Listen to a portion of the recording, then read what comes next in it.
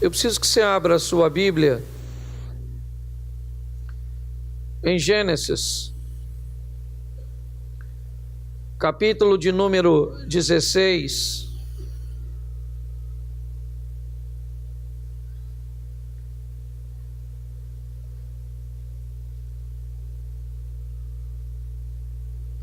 Verso de número 2.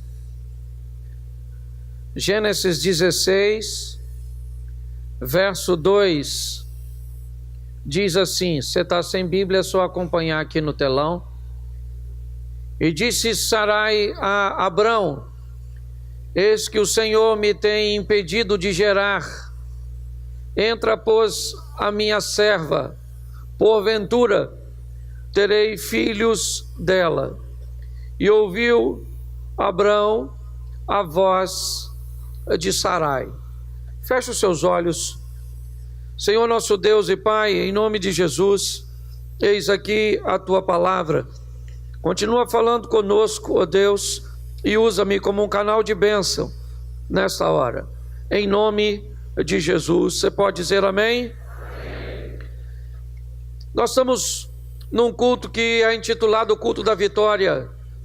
Um culto que tem por propósito estimular você a conseguir superar os obstáculos, vencer as crises, encontrar uma maneira, em meio às adversidades, de conquistar êxito naquilo que você empreende.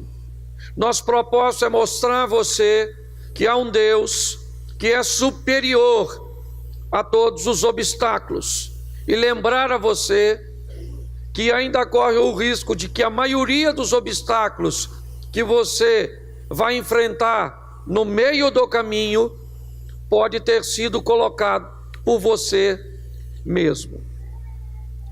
Nosso propósito é fazer você entender e se municiar disso, de que seja qual for a sua situação, Deus pode entrar com providência a seu respeito. Nós estamos diante de um texto onde um casal tem sobre si uma promessa. No capítulo 12 de Gênesis, Abraão é convocado por Deus a deixar sua terra, a sua parentela, porque Deus deseja fazer de Abraão uma grande nação, um povo. Porém, na caminhada de Abrão, ele descobre que sua esposa, Sarai, ela é estéril, ela não pode ter filhos. O tempo passa e, apesar de toda a promessa, há uma inquietação no coração daquele casal. Eles têm uma promessa vinda de Deus, mas eles têm o tempo e uma sentença sobre eles. Eles sabem que Sarai não pode gerar filhos. Ele sabe que ela está envelhecendo e Abrão também. Então Sarai tem uma ideia. Ela tinha o direito de pegar uma de suas servas e dar por mulher a Abrão. E o filho que essa tivesse seria de Sara ou de Sarai.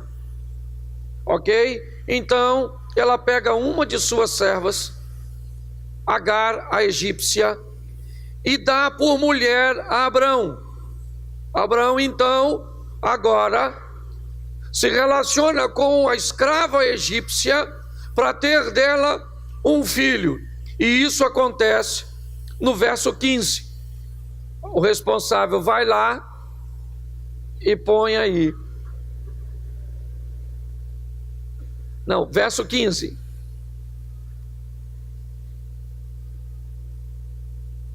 Isso. E Agar deu um filho a Abrão, e Abrão chamou o nome do seu filho que tivera Agar. Como é que foi o nome? Pois bem, é sobre esse rapaz que eu quero falar. Eu quero mostrar a você como este moço entra no cenário. E que oportunidade esse rapaz vai ter na vida? A oportunidade de ser filho do patrão. Seu nascimento pode mudar a história de sua mãe, que agora vai ser vista como uma mulher do patrão. É assim que Agar agora vai ser vista como alguém privilegiada. E ela tem um filho. E esse filho, ele vem exatamente para dar continuidade à semente daquela família. Ismael é visto como uma bênção naquela família. Por quê? Porque ele veio para suprir uma necessidade.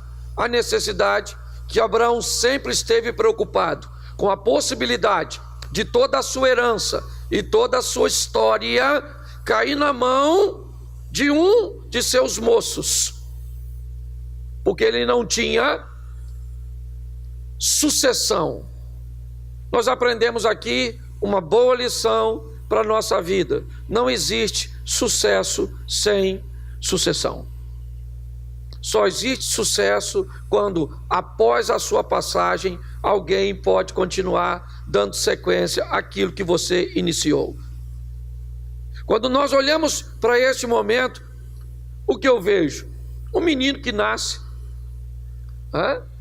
num ambiente muito legal, certo? Ele é filho de Sarai, a patroa. Ele é filho de Abraão, o chefão, e ele provavelmente entra com a perspectiva de herdar tudo. Sim? Sim ou não? E é para isso que ele nasceu, para cumprir esse propósito. Abraão tem nada mais, nada menos, pasmem vocês, 86 anos. Deixa eu repetir,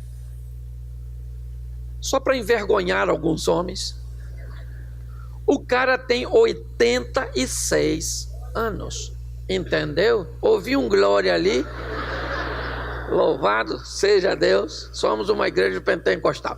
O cara tem 86 anos, entendeu, querido? Vai ler a história do cara que tem 85 anos, 86, e ainda é pegador. Porque tem mulher aí reclamando de cara de 30. Os caras estão só no game, no joystick.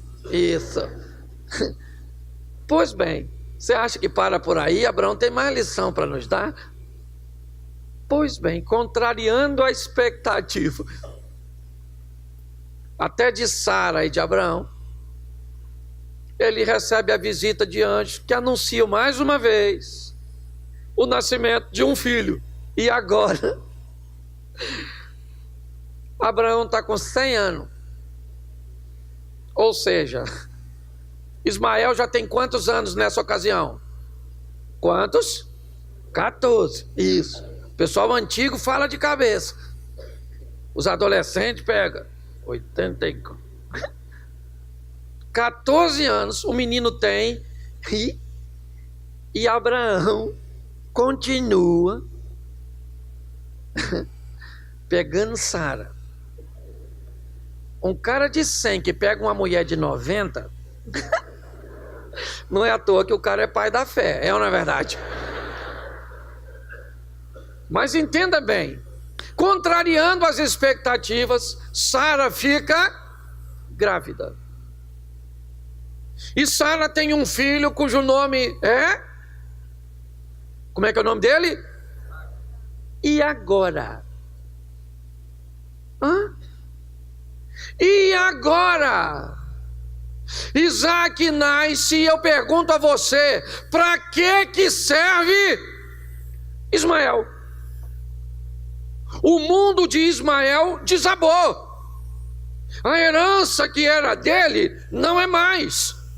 O propósito pelo qual ele nasceu agora ficou ultrapassado, obsoleto. Ele agora pode ser descartado. Olhe bem, a história deste moço de herdeiro, ele agora não é ninguém. Pensa, com 14 anos, um adolescente, com toda a expectativa, com todo o respeito que as pessoas têm por ele, pois ele é o futuro dono de tudo. E com o nascimento de Isaac, ele não é mais nada, ele não tem mais função.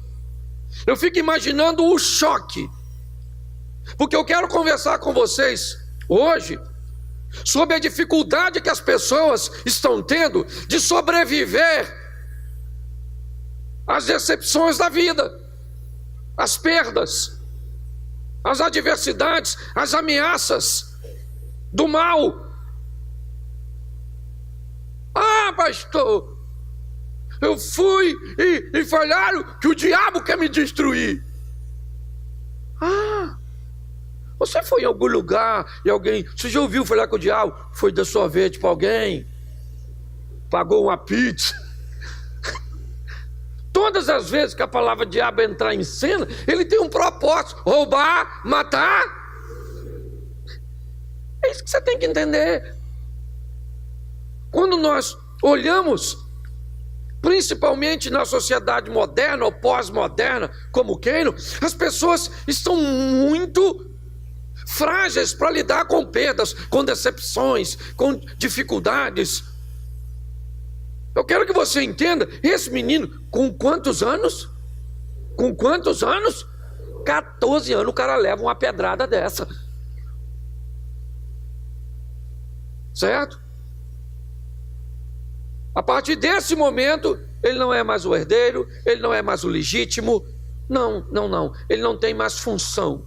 Ele é um filho de Abraão, que Abraão teve com uma escrava e pronto. Porque o camarada agora chegou. Ele é o filho da promessa. Seu nascimento foi trazido, certo, por informações de anjos. Então, ele é a bola da vez. E esse menino está automaticamente descartado. Tudo bem.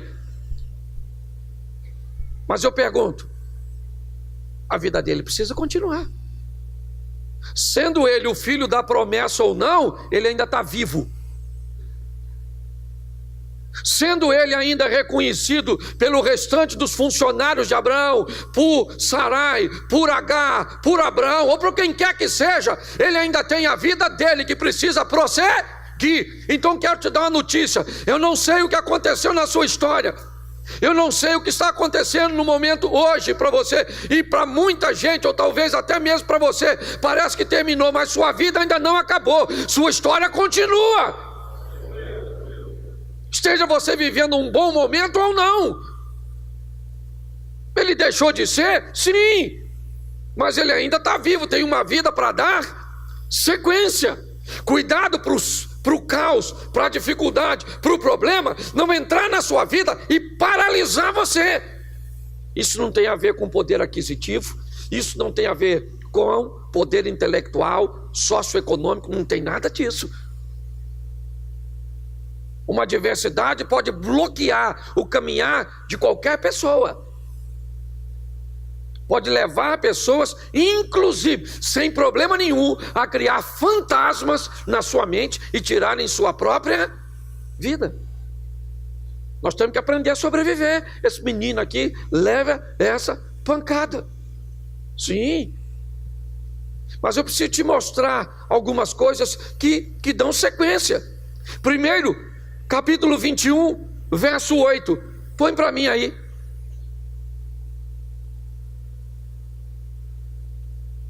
Cresceu o menino e foi desmamado. Então Abraão fez um banquete no dia em que Isaac foi desmamado. A primeira coisa que eu quero que você veja: Ismael mamou, sim ou não? Sim ou não? Desmamou, sim ou não? Depois você procura na Bíblia uma festinha para o dia que ele desmamou. Eu estou vendo festa para Isaac, mas eu não vi para Ismael. Se Ismael olhar para a vida dele, no meio da festa, para um irmão que ele não, é boa pergunta: por que ele tem e eu não tenho? Eu também sou filho, ou pelo menos era até o presente momento. Nós precisamos aprender uma coisa: a vida não vai nos dar tudo, nem vai dar tudo para o outro. É assim que funciona. E por favor, não fique traumatizado, porque você não tem as coisas que o seu irmão tem, que você não é magro igual a sua cunhada é, porque você, pelo amor de Deus, seja maduro para aprender que cada um tem a sua vida e a sua realidade. Isso. Se não bastasse, o pai dele deu fez o quê? Não foi um banquete, foi se ainda fosse assim, um bolinho, uma velhinha. Não, foi um grande. E ele teve o quê? Pois é, querido. Difícil, não é? Você já está com vontade de chorar. Pois bem, minha esposa fala uma coisa que eu acho muito interessante. O problema de pessoas numa idade avançada ter filho. Porque o texto diz que Ismael faz uma brincadeira com Isaac. Implicou, zombou. Por quê? Porque eles são o quê? E se ela tivesse mais de um filho, sabia que irmão briga para sentar no meio do carro. Briga para entrar primeiro, briga para ir na frente, briga para não ir, briga para chegar, briga para sair, briga pelo pedaço do frango, briga pelo controle da televisão. Irmão faz o quê? Mas a dona tem um filho só, então não está preparada. Sabe? O Ismael, ele implica com o Isaac. Não sei o que ele falou, também não sou obrigado a saber tudo. É ou não é? Sei lá, falou, implicou. E quem é que olhou? A Sara. Sara estava olhando. Ismael implicou. Sara chamou Abraão e falou: Abraão, chega aqui. Não quero essa mulher. E não quero esse menino, esse bastardo, esses malzinhos aqui. Ele não vai herdar nada que é do meu. Deixa eu fazer uma perguntinha básica para você. A história para Ismael nascer surgiu na cabeça de quem? Deixa eu falar uma coisa para tu que tem mulher. Quem tem, levanta a mão. Isso, glória a Deus. Mas ainda tem muita gente que não tem. Isso, curta esse momento de felicidade. Ou caso se venha sofrer com a gente, é na verdade. A ideia surgiu na cabeça de quem? E agora ela está botando a culpa em quem? No Abraão. Porque na cabeça de Sara, o que ela deveria pensar? Você deveria ter dito não vou me deitar com essa sirigaita dessa Agar.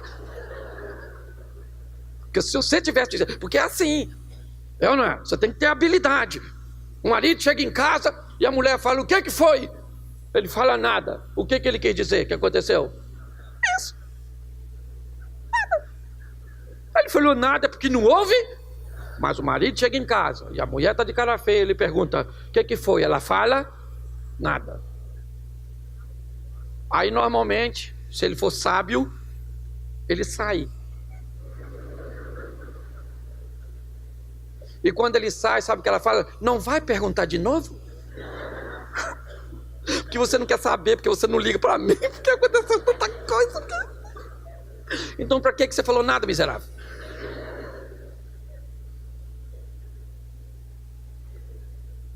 Sara chama Abraão e diz: eu não quero esse menino aqui. Manda ele embora. Pô, gente, aí já é demais. É ou não é? Aí já é demais. Eu estou falando humanamente. Quando você vai para o contexto da história, você sabe que são duas alianças, você sabe toda a história, mas não é disso que eu estou tratando. Eu estou tratando de alguém que sai disso sem trauma. É disso que eu estou tratando. Porque o menino agora olha, certo? E no meio de uma No meio de quê? De uma festa. O pai dele chama ele e a mãe e diz: vocês vão embora daqui. Deixa eu só descrever a vocês. Isso não aconteceu em São Paulo. Não. Isso não aconteceu no Rio de Janeiro. Isso aconteceu no deserto. Só para você entender. Não era assim como vai embora daqui e vai para ali pedir uma ajuda, pedir uma esmola, pedir um donativo, pedir uma cesta básica. Não. Abraão está mandando embora e o que tem pela frente é um deserto. Não tem nada. E aí eu te pergunto, se Abraão estava tão preocupado lá naquela tenda, quando disse que Deus tinha dado a ele tanta coisa, e por mais que ele não quisesse deixar herança tão grande assim para Ismael, pense bem, você não acha, no mínimo estranho, um cara com o poder aquisitivo de Abraão, no meio de um deserto, despedir uma mulher e um menino, e não dá para ele nada, a não ser um pouquinho de pão e um odre de água? Ismael não leva um camelo, não leva um cabrito. Ismael não leva um colar de ouro para vender. Ele não leva nada, ele não leva um escravo, um servo, ele não leva nada. O que entregaram na mão da mãe dele foi um pouco de pão e um odre de água. Despediram ele para quê? Numa ótica humana, eu diria a você, despediram esse menino e sua mãe para eles morrerem no deserto. É lógico que me parece, o texto diz que Abraão estava tão intrigado, ele não queria fazer, ele só fez porque foi orientado por um anjo que disse a ele: pode liberar o menino, porque eu vou fazer dele uma grande nação. A promessa está em Isaac, mas esse menino vai ser uma grande nação. Se vai ser uma grande nação, vamos dar condições de o menino começar com alguma coisa. Vamos dar alguma coisinha básica para ele dar início, startar sua vida empreendedora. Não, um pouco de pão e um odre d'água. Sabe o que isso me parece? Que Abraão tem uma intenção: que Ismael não vá muito longe. Assim que a água e o pão acabam, ele volta para pedir mais. Onde? Em Abraão. Mas deixa eu falar uma coisa para você. Aprenda uma coisa nessa vida. Deus e somente Deus é a garantia da nossa vitória. Vai ter gente que não vai querer que você cresça, que vai tentar cercear seus movimentos, tentar reprimir suas decisões, fazer com que você não vá muito longe, para que você sempre fique dependente. Eu acho extremamente beneficente. Eu acho algo benéfico. Alguém que vive uma vida de dependência, depois ela vive uma vida de independência. É como nós treinamos nossos filhos. Eles nascem e são totalmente dependentes, crescem e acham que são totalmente independentes, e amadurecem e descobrem que o certo é ser interdependente. É um dependendo do outro. Então, dá uma olhadinha nessa situação. Abraão, me parece, não deseja que seu filho vá muito longe. Volte. Eu quero saber como é que está a sua vida, eu quero saber como é que está a sua história, eu quero saber como é que as coisas estão andando. Ele não foi treinado para isso. Ele foi treinado para ser o herdeiro de uma grande fortuna. É para isso que ele foi treinado. Ele não sabe trabalhar. Não. Seu treinamento foi: eu vou ser o sucessor de Abraão. Mas agora não é mais nada. Ele está indo embora com o quê? Com nada. Então vamos tentar olhar um pouquinho para trás. Por quê? Porque hoje é o que as pessoas mais fazem, é olhar para o ontem. Vamos dar uma olhadinha. Vamos lá. Eu nasci para quê? Para resolver um problema. E quem sou eu? Sou filho do patrão. Todas as fichas estão depositadas em mim. Por quê? Porque a outra mulher não podia ter um filho, mas eu entrei, e mesmo que minha mãe não seja tão útil para eles, eu sou, porque eu sou o herdeiro. Pois bem, não sou mais. Agora o herdeiro é Isaac. Bom, agora eu fiz uma brincadeira com meu irmão e me mandaram embora. Tá tudo jóia. Sou filho do patrão, o cara é muito rico, vai me mandar com muita coisa. Não, você vai com pão e água. E com provisão para pouco tempo. É como se, humanamente falando, venha sempre aqui pedir esmolas. Venha sempre aqui bater continência. Venha sempre aqui, certo? Porque você depende de mim para sobreviver. E ela vai embora com odra de água, um pouco de pão, e só para você não esquecer, no meio de uma festa. A história desse moço paralisaria muitos de nós. Ele de rico ficou pobre no nascimento de um menino, ou na gravidez de um menino. Ele agora não tem mais nada. Esse é Ismael. E o texto diz ainda que a mãe dele vai embora. Talvez para ela não seja nem tão ruim, acaba de receber uma alforria, ela está liberta, está livre. Ainda que provavelmente com Abraão já não tinha mais as mesmas obrigações de outrora como escrava. Mas eles estão no deserto. E em pouco tempo a água acabou. E quando a água acabou, Agar pega o menino, que já não é tão pequeno assim. Se quando Isaac nasce, ele tem 14 anos. Para Isaac desmamar mais algum tempinho, ele já não é mais um adolescentezinho. Mas a água mata qualquer um no deserto. Não interessa se ele é um adolescente, se ele é um jovem, se ele já é um homem, se você quer aí precisar a idade dele.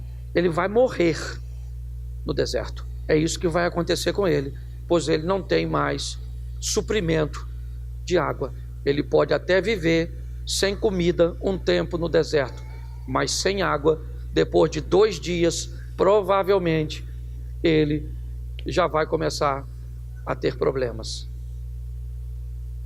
A mãe dele, quando sente que não tem mais jeito, a água acabou e está chegando o fim, ela pega Ismael e diz: meu filho, fique embaixo dessa árvore, porque eu vou sair daqui de perto de você. Vamos pelo menos morrer separados, porque observar a morte do outro vai ser algo muito doloroso. Então você fica aqui, que eu vou embora. Põe Salmo 27:10, por favor, na tela. Salmo 27:10. No texto anterior, o pai de Ismael o abandona. O texto agora, a mãe dele o abandona. Salmo 27:10 diz: porque quando o meu pai e a minha mãe me desampararem, o Senhor me recolherá. Eu não sei quem te abandonou, foi seu marido? Vou usar uma frase, uma palavra que eu ando falando por onde passo: dana-se. Dana-se. Ah, o marido abandonou, dana-se. Ah, dane, fala assim, dane-se. Isso, Dane-se, dane-se, dane-se a opinião dos outros, dane-se, dane-se o Satanás, dane-se. Está na hora de você falhar isso para aquilo que te perturba. Dane-se. O cara está sem pai e agora ficou sem, e já está sem água, e já vai estar sem vida. O cara perdeu tudo. Sabe o que ele fez? Suicidou. Arrumou uma corda nessa árvore que ele estava embaixo, ficou pendurado. Não. O texto diz que ele chorou. Depois você lê, que eu não sou obrigado a ler tudo. Ele chora e clama, e Agar está lá longe. E o menino está chorando e está clamando. Alguns definem apenas com choro, outros com clamor. Eu não estou aqui, eu sei que ele está lá. O que ele estava falando para eu? Eu não sei. Eu só sei se fosse eu, o Ismael. Dá licença, posso encarnar o Ismael agora? Senhor, eu não pedi para vir nesse mundo, nem muito menos para ser filho de uma escrava, mas gostei do meu pai ser o patrão. Mas aquele menino nasceu, acabou com a minha vida. E aquela minha gera também, daquela Sarai. Ô mulher ruim, hein, Senhor? Agora me despediram. Papai tá lá só com aquele camelão 2.0, ar-condicionado. E eu saí a pé. Meu pai tem dinheiro pra caramba e eu tô duro. Agora a água acabou. E eu vou. Eu ia falar com Deus. Eu não sei o que ele falou com Deus, mas eu sei que ele falou com... Mas o que ele falou? Eu não sei, dane-se. Eu só sei que ele... Isso. Com quem? E o que ele falou? Mas ele falou. Mas falou o quê? Mas ele falou. Você veio aqui, você pode falar com Deus. O que hoje? Sei lá. Não sei o que você está precisando. Eu sei que o menino fala com Deus. E a gata lá chorando. Vou morrer. E o garoto está lá, falando com Deus. E a gata o quê? Isso você decide, H. Se nesse texto você é H ou você é Ismael. A gata achou, Ismael está lá, pronto. É assim que funciona. E o texto diz, já estou acabando já.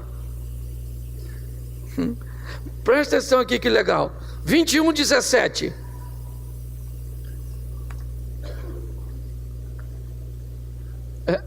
Perdão, né? Não falei o livro. Gênesis 21:17. Ouviu Deus a voz do, e bradou o anjo de Deus desde os céus e disse: que tens, Agar? Não temas, porque Deus ouviu a voz desde o lugar onde ele... Deixa eu falar uma coisa para você. Abraão não deixou dinheiro para esse rapaz, não. Abraão não deixou camelo, não deixou... não é? Mas Abraão deixou uma coisa. Deixou na mente de Ismael, que no momento que ele tivesse só, se ele falasse com Deus que estava no céu, Deus podia mudar a história dele. Nós temos que aprender a deixar para nossos filhos, mais do que bens materiais, ensinar esses meninos o caminho dos céus. Amém? Porque nós não vamos estar sempre com eles, mas Deus pode isso. O menino está lá clamando, e Deus mandou um anjo falar com Agar. O que tens, Agar? Ela ia falar o quê? Sede. É isso que eu tenho. Certo? O que você tem? O que está acontecendo? É porque é pouco tempo. Deixa eu lembrar você, quando Agar fugiu da presença de Sara, o que o anjo disse para ela? Fica tranquila, querida. Fica tranquila. Esse menino aí vai ser grande. Sim ou não? Sim. Por isso que o anjo perguntou: Agar, qual é a tua, querida? O que está acontecendo? O que está rolando nessa cachola? Eu não falei que eu ia dar vitória para esse menino e para você? O que Deus falou com você? O que Deus tem falado com você e comigo? Porque eu também prego para mim. Você acha que eu não tenho as minhas crises? Tem dia que eu estou a fim de jogar tudo para o alto. Você acha que eu também não tenho problema no casamento? Você acha que eu não tenho problema com o filho? Não tenho problema financeiro? Não tenho problema de saúde? Não, eu sou o Iron Man. Longe disso. E muitas vezes eu me envolvo, estou em problemas que eu não tenho como resolver.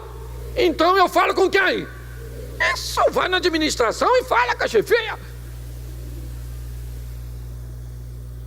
Olha só, o menino falou e Deus mandou um anjo. O anjo foi lá e falou: ô H, qual é a tua, querido? Por que tu tá nessa? E sabe o que é interessante? Olha o que diz. Põe o verso 18.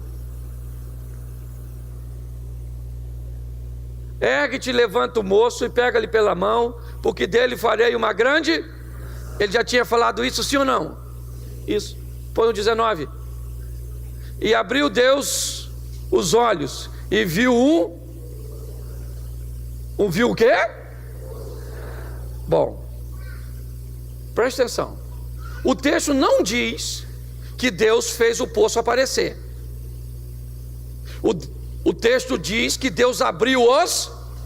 De quem? O que indica que o poço já estava e ela que não estava. Porque às vezes o caos toma nossa mente de uma tal forma que a solução está bem pertinho de nós e nós entramos num desespero tão grande que não conseguimos ver a solução que Deus já colocou perto de nós. Você está entendendo? Você não vê saída porque você está vivendo, porque você está bloqueado por um medo, pela angústia.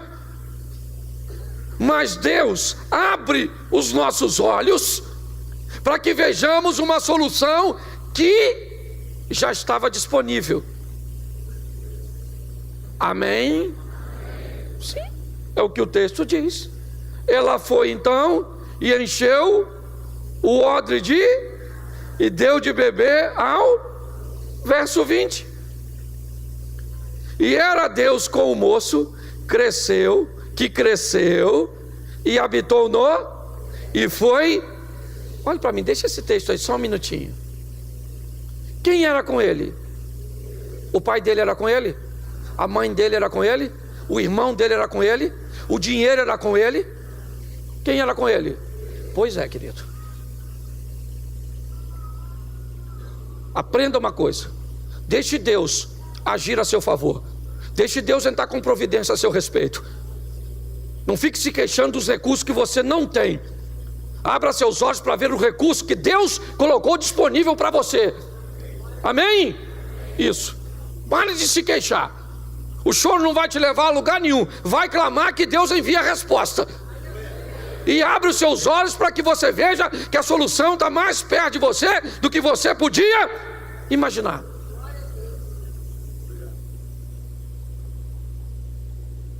A grande verdade é essa. Quando nós somos procurados para aconselharmos casais,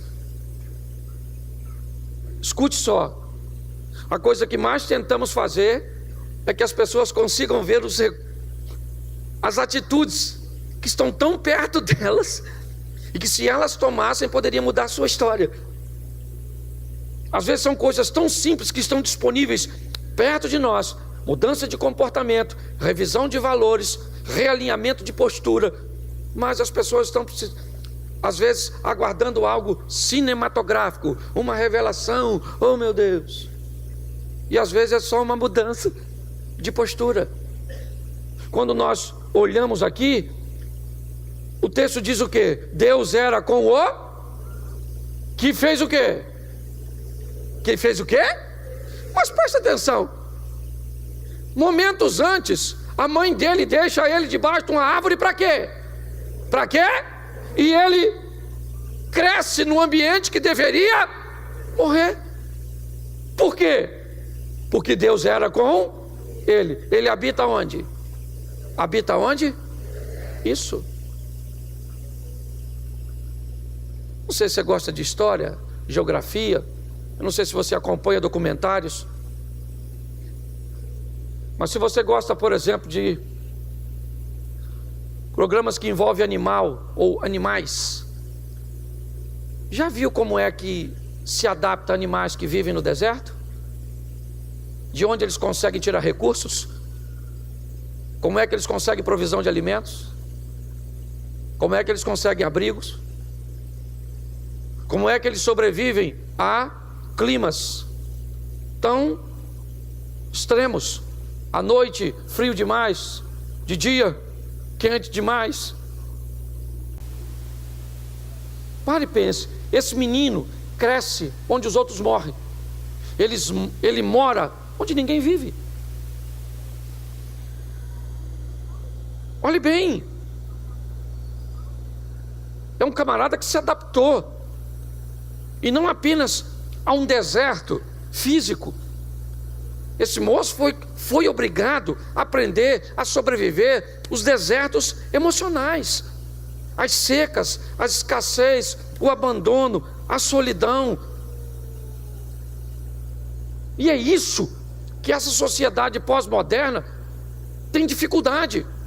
Qualquer probleminha, o caos se instaurou. E não é frescura, não. Eu não estou falando de gente fresca. Eu estou falando de gente que não é preparada para isso.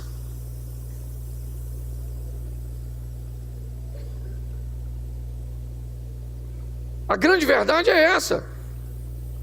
E para eu te mostrar uma coisa,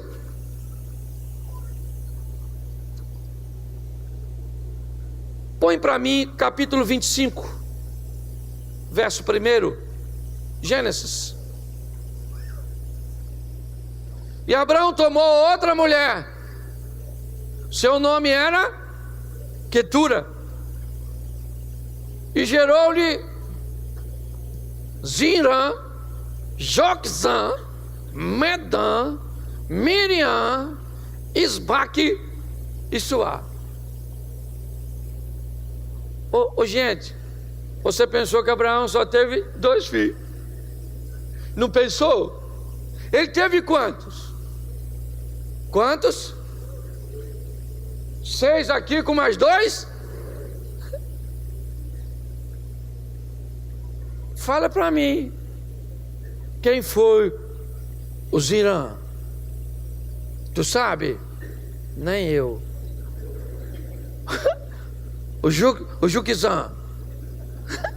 Os caras parecem até coisa de lutador de karatê. A Midian, você sabe o que ela fez? Sabe não, né? Pois é. Dos filhos do Abraão, quem está pior? Quem? O Ismael? Sim ou não? Sim ou não? O cara ficou rico, cresceu, venceu no deserto. E esse patota aqui? Ao que diga de passagem, coadjuvante. E só passando atrás assim dos atores principal. Porque é assim que muita gente está vivendo. Você olha ele na vida, ele só passou assim atrás. Não consegue desempenhar um papel principal. Na vida, nada. Se você achou que o pior era o Ismael, menino, Ismael ficou rico. O Ismael rebentou a boca do balão. Ele só não foi quem? Isaac. Ele foi quem? Ismael. Você já imaginou se ele ficasse a vida dele pensando: eu queria ser Isaac, queria ser Isaac, queria ser Isaac. Ele seria quem? Ele seria quem? Pois é. Não queira ser quem você não é. Entende? Viva o que Deus tem para você. Pronto, é isso aqui. Olha que beleza. 25, verso 7. Estes, pois, são os dias de vida de Abraão. Abraão viveu quantos anos? Quando Abraão morre, Isaac tem quantos anos?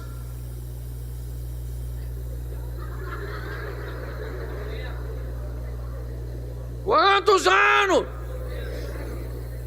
Jesus, tem misericórdia. Quando ele nasceu, Abraão tinha quantos anos? E quando ele morreu, ele tinha quanto? Pois é.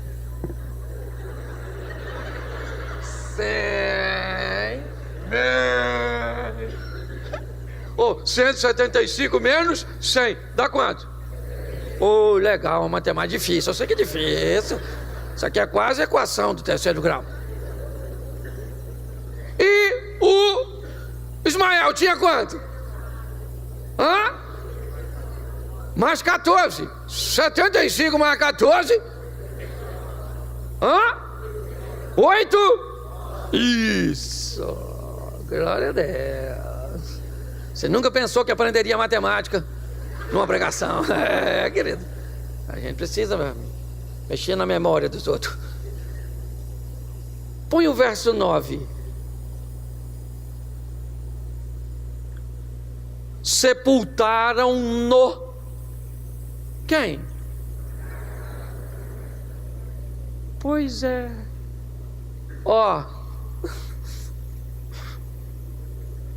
Meu pai me expulsou. Não quero mais saber dele. Acabou. Tem gente que fica traumatizado quando uma coisa de ruim acontece com ele. Fica traumatizado. Toma tarja preta. Isso, vê vulto. Fica doida. Tem remédio aí. Não é? Pra você usar com força.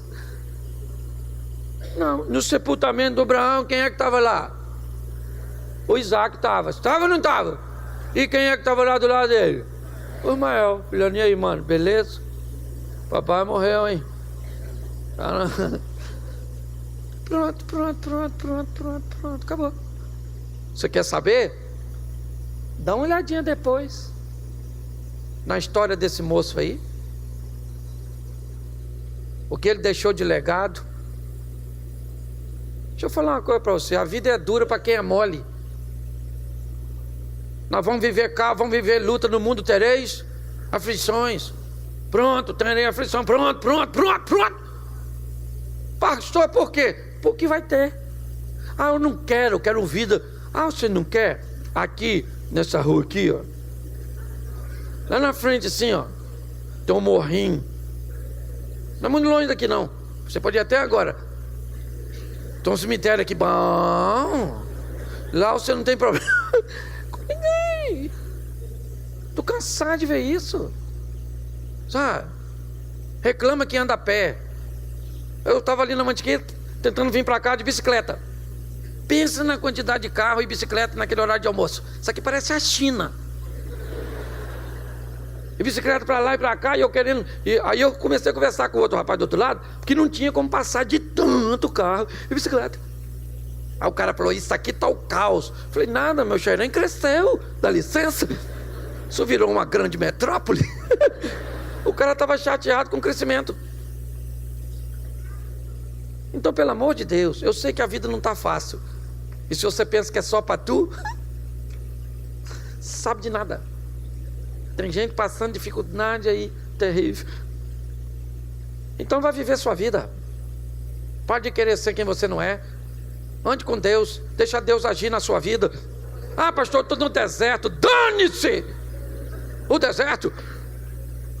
Vai prosperar no deserto, vai crescer no deserto. Pastor, uma crise, o dólar está 4 e pouco, meu filho. Que você mora na América? Pastor, casamento é difícil. É casamento que é difícil? Então criar filho é fácil. Viver com sogra é fácil. Ter cunhado é fácil. Por que bota tudo a culpa no casamento? Viver é difícil. Entendeu? É assim que funciona. E nós vamos vivendo de fé em fé, de glória em glória. Vamos deixando que a graça do Senhor nos alcance. Então fala para quem está do seu lado assim: dana-se você também. Olha como é que você ficou feliz, seu problema nem resolveu.